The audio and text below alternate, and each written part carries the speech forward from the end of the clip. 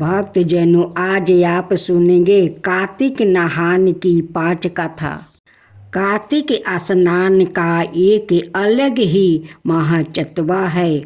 यह शारीरिक, मानसिक और धार्मिक रूप से महत्वपूर्ण है। कार्तिक स्नान शरद पूर्णिमा, आश्विन पूर्णिमा से शुरू होकर कार्तिक पूर्णिमा तक किए जाते हैं। शास्त्रों के अनुसार कार्तिक महीने में जो लोग भोर से पहले उठकर नदी, तालाब आदि में स्नान करके विष्णु जी की पूजा करते हैं, उन पर भगवान की असीम कृपा होती है। भगवान विष्णु कार्तिक मास में जल में निवास करते हैं। जो लोग भोर से पहले पानी से स्नान करते हैं, उन्हें सुख, समृद्धि और स्वास्थ्य लाभ होता है। जो लोग कार्तिक महीने में समुद्र या नदी में नहाते हैं, अश्वमेघ यज्ञ जैसा लाभ होता है। इस समय गंगा माता द्रव्य रूप में नदियों, तालाबों और समुद्र में फैल जाती है। कार्तिक स्नान और पूजा के कारण ही सत्य भावना को श्री कृष्ण की पत्नी बनने का सौभाग्य मिला था। पुराणों के अनुसार कार्तिक महीने में स्नान, दान और व्रत आदि करने से पाप नष्ट होते हैं।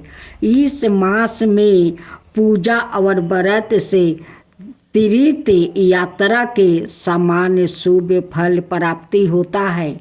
जिस प्रकार का फल प्रयोग में कुंभ स्नान मिलता है, उसी प्रकार का फल कार्तिक महीने में किसी पवित्र नदी के तट पर स्नान से मिल सकता है।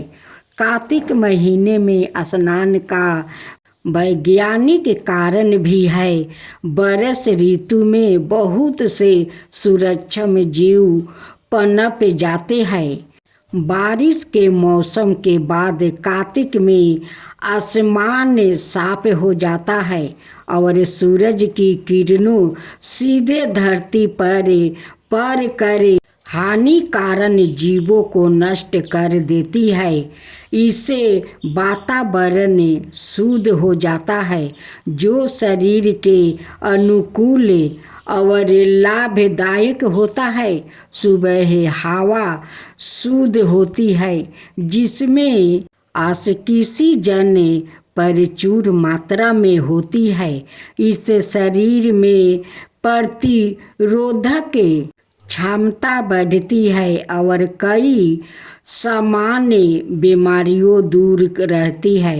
कार्तिक स्नान और व्रत करने वाले को सुबह जल्दी उठकर नित्य कर्मों से निपट कर नदी, तालाब आदि के साफ पानी में प्रवेश करना चाहिए। आधा शरीर पानी में डूबा रहे। पानी में इस प्रकार खड़े होकर स्नान करना चाहिए। गृहस्थ व्यक्ति को काले तिल और आंवले के चूर्ण को शरीर पर मल कर स्नान करना चाहिए। वर्तमान में यदि नदी, तालाब आदि में स्नान संभव ना हो तो घर में सुबह भोर होने से पहले जब तारे दिख रहे हो तब स्नान कर लेना चाहिए। इसके बाद मंदिर जाकर भगवान विष्णु की पूजा करनी चाहिए। पूजा कीर्तन करने चाहिए और कार्तिक महात्म्य और कथा सुननी चाहिए। मंदिर नहीं जा पाए तो घर में पूजा की जा सकती है। अब सुने कार्तिक माह में तुलसी की महिमा। सुबह स्नान करने के पश्चात राधा कृष्णा का तुलसी, पीपल, आंवले आदि से पूजन करना चाहिए। सभी देवताओं की परिक्रमा करने का महत्व माना गया है। संध्या काल में भगवान विष्णु की पूजा और तुलसी की पूजा करें। कार्तिक मास में राधा कृष्णा विष्णु भगवान और तुलसी पूजा का अत्यंत महत्व है। जो मनुष्य इस माह में उनकी पूजा करता है उसे पूर्ण फलों की प्राप्ति होती है। स्कंद पुराण में वर्णित है कि इस मास में जो व्याकृत देवलाय नदी के किनारे तुलसी के समक्ष एवं शयन कक्ष में दीप जलाता है उसे परम सुख प्राप्ति होते हैं। इस मास में भगवान विष्णु और माँ लक्ष्मी के निकट दीपक जलाने से अमिट फल प्राप्ति होते हैं। इस मास में की गई भगवान विष्णु और माँ लक्ष्मी की उपासना असीमित फलदायी होती है। तुलसी हमारी आस्था है और श्रद्धा की प्रतीक है और अपरिमित औषधियों गुणों से युक्त भी। बरस भर तुलसी में जल अर्पित करना एवं संध्या काल तुलसी के नीचे दीप जलाना अत्यंत श्रेष्ठ माना जाता है। कार्तिक मास में तुलसी के समीप दीपक जलाने से मनुष्य अनंत पुण्य का भागी बनता है। इस मास में तुलसी के समीप दीपक जलाने से व्याकृतों को साक्षात लक्ष्मी की कृपा प्राप्ति होती है, क्योंकि तुलसी में साक्षात लक्ष्मी का निवास माना गया है। तीसरा कार्तिक स्नान सुने। कार्तिक स्नान और व्रत करने वालों को लिए इस समय कुछ चीज़ों वर्जित होती है, अर्थात व्रत करने वाले को कार्तिक में इनका त्याग कर देना चाहिए। कार्तिक स्नान के समय छोड़ने वाली वस्तुओं इस प्रकार है: राई, खटाई और मधक वस्तुओं, नाले, दाल, तिल, पकवान और दान किया हुआ भोजन ग्रहण ना करें। किसी भी जीव का मांस, पान, तम्बाकू, धूम्रपान, नींबू, मसूर, बासी या जूठा अन्न नाले केवल एक बार पतल में भोजन करना चाहिए। इसके अलावा गाजर, मूली, लौकी, काशी फल, तरबूज, माटा, मसूर, प्याज, सिंघाड़ा, केसे में भोजन भंडार का भोजन, सूतक या सर्द का अन्न आदि का उपयोग नहीं करना चाहिए।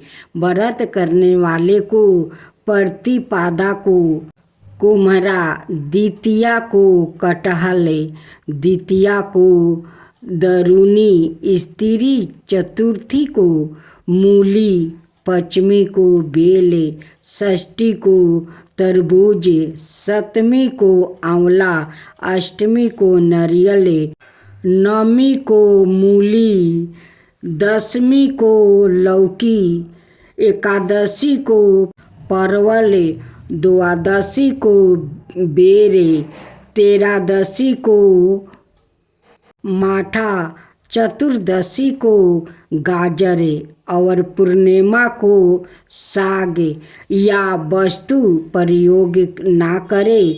रविवार को आंवला ना ले। कार्तिक स्नान करने वाले को कड़वे वचन, झूठा बोलने और हिंसा, दृश्य आदि से बचना चाहिए। इसके अलावा गुरु, स्त्री, महात्मा, देवता, ब्राह्मण आदि की निंदा नहीं करनी चाहिए। अब कार्तिक मास की तुलसी कथा।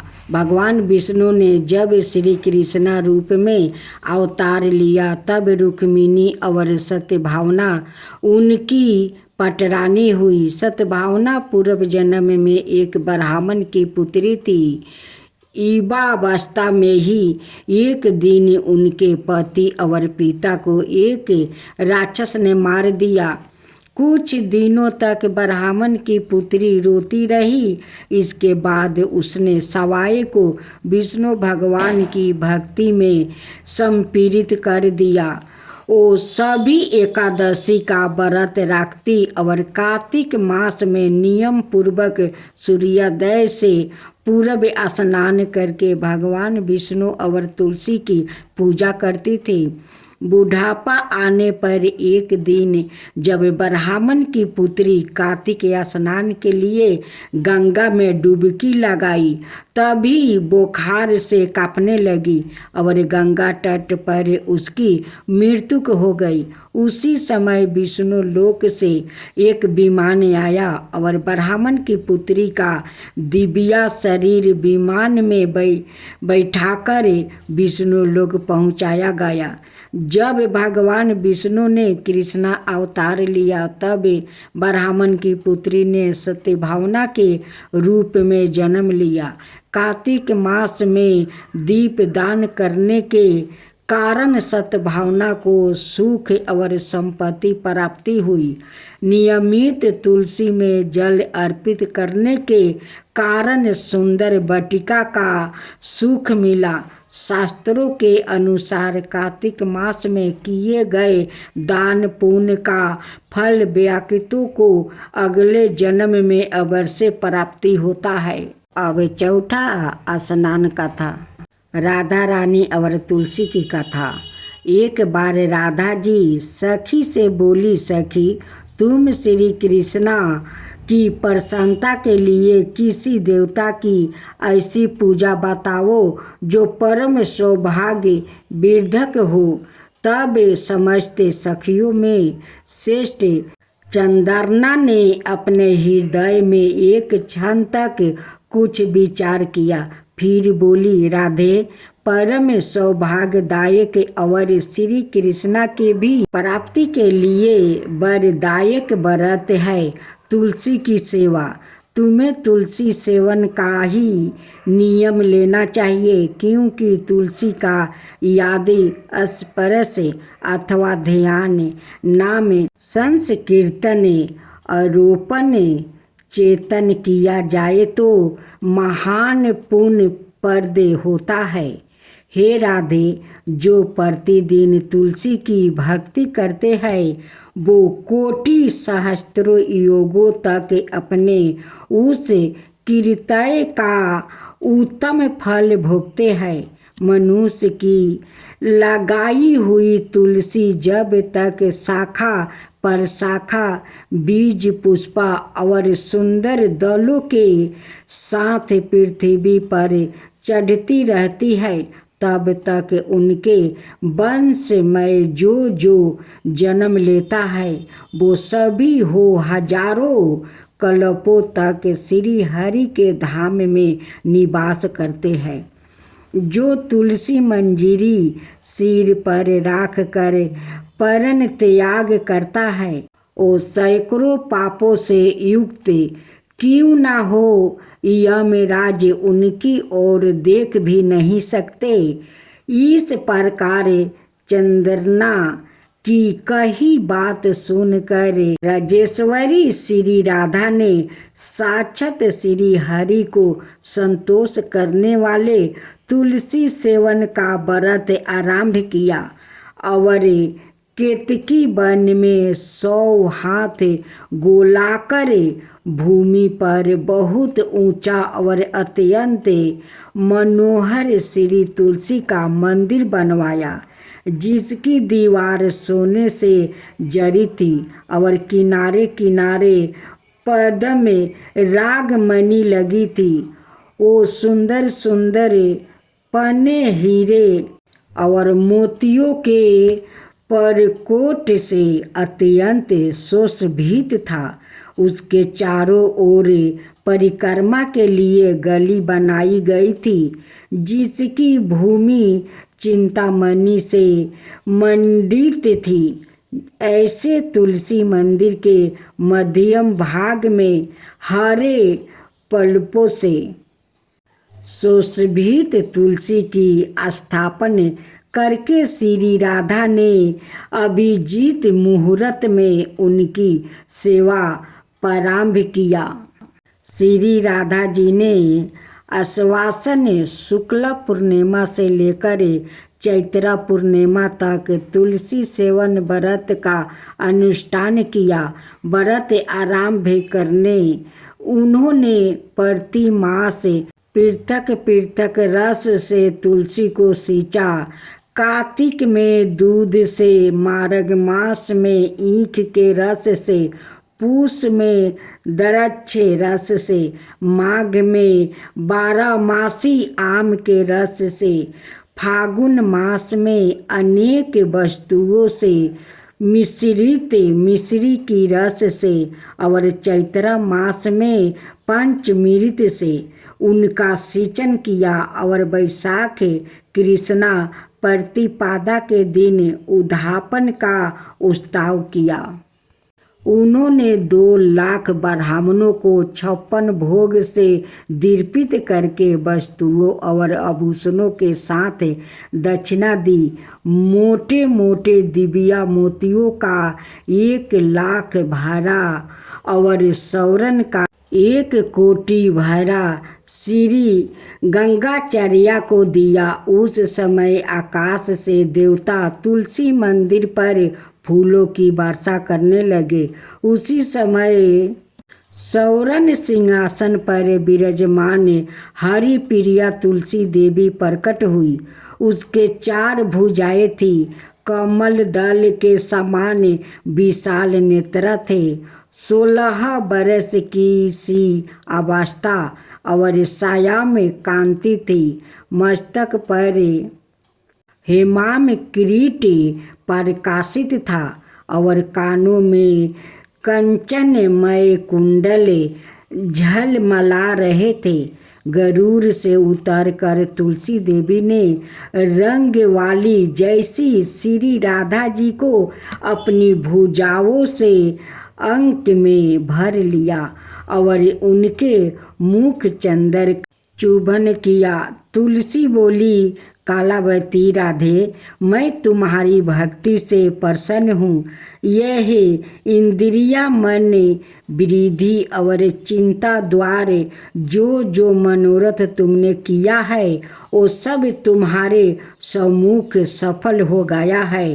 इस प्रकार हरि प्रिया तुलसी को प्रणाम करके वृष भानु नंदिनी राधा ने उनसे कहा, देवी, गोविंद के योगल चरणों में मेरी आहुति की भक्ति बनी रहे। तब तथास्तु कहकर हरि प्रिया अंतर्ध्यान हो गई। इस प्रकार पृथ्वी पर जो मनुष्य श्री राधिका का इस विचित्र उपाख्यान को सुनता है वो भगवान को पाकर कीर्तक हो जाता है। अब सुने 5वां कथा। एक ब्राह्मण था, वो रोज पीपल को जल से सींचता था। पीपल से रोज एक लड़की निकलती है और कहती है, पिताजी, मैं आपके साथ जाऊंगी। यह सुनते सुनते ब्राह्मण दिन पर दिन कमजोर होने लगा। तो ब्राह्मणी ने पूछा कि क्या बात है।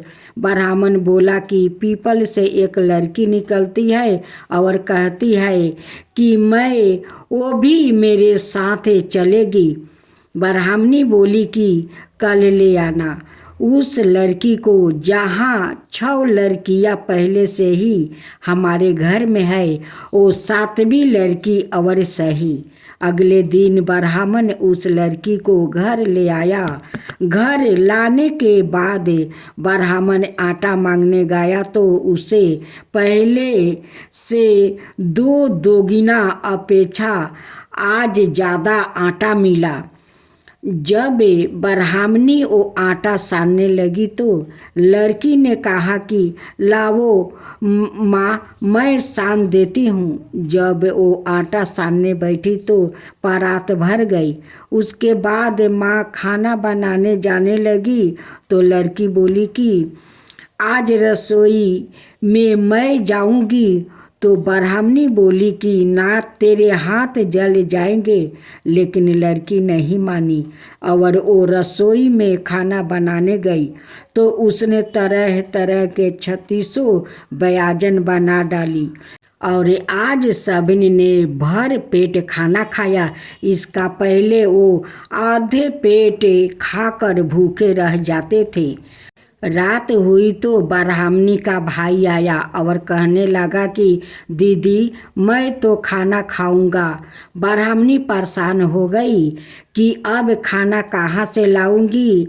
लड़की ने पूछा कि माँ, क्या बात है। उसने कहा कि तेरा मामा आया है और रोटी खाएगा, लेकिन रोटी तो सबने खा ली है, अब उसके लिए कहाँ से लाऊंगी। लड़की बोली कि मैं बना दूंगी और वो रसोई में गई और मामा के लिए 36 व्यंजन बना डाली। मामा ने भर पेट खाया और कहा भी कि ऐसा खाना इससे पहले उसने कभी नहीं खाया है। ब्राह्मणी ने कहा कि भाई, तेरी पावनी भांजी है, उसी ने बनाया है। शाम हुई तो लड़की बोली कि माँ, चौका लगा के और चौके का दिया जला देना, कोठे में मैं सोऊंगी। ब्राह्मणी बोली कि ना बेटी, तू डर जाएगी। लेकिन वो बोली कि ना, मैं ना डरूंगी, मैं अंदर कोठे में ही सोऊंगी। चाहे कोठे में ही वो जाकर सो गई। आधी रात को लड़की उठी और चारों ओर आंख फाड़ी तो धन ही धन हो गया। और वो बाहर जाने लगी तो एक ब्राह्मण सो रहा था। उसने देखा तो कहा कि बेटी, तू कहाँ चली। लड़की बोली कि मैं तो दरिद्रता दूर करने आई थी, अगर तुम्हें दूर करवानी है तो करवा लो। उसने ब्राह्मण के घर में भी आँख से देखा तो चारों ओर धन ही धन हो गया। सुबह सवेरे सब उठे तो लड़की को ना पाकर उसे ढूंढने लगे कि पावनी बेटी कहाँ चली गई। ब्राह्मण बोला कि वो तो लक्ष्मी माता थी जो तुम्हारे साथ मेरी दरिद्रता भी दूर कर गई। हे लक्ष्मी माता, जैसे आपने उनकी दरिद्रता दूर की वैसे ही सबकी करना।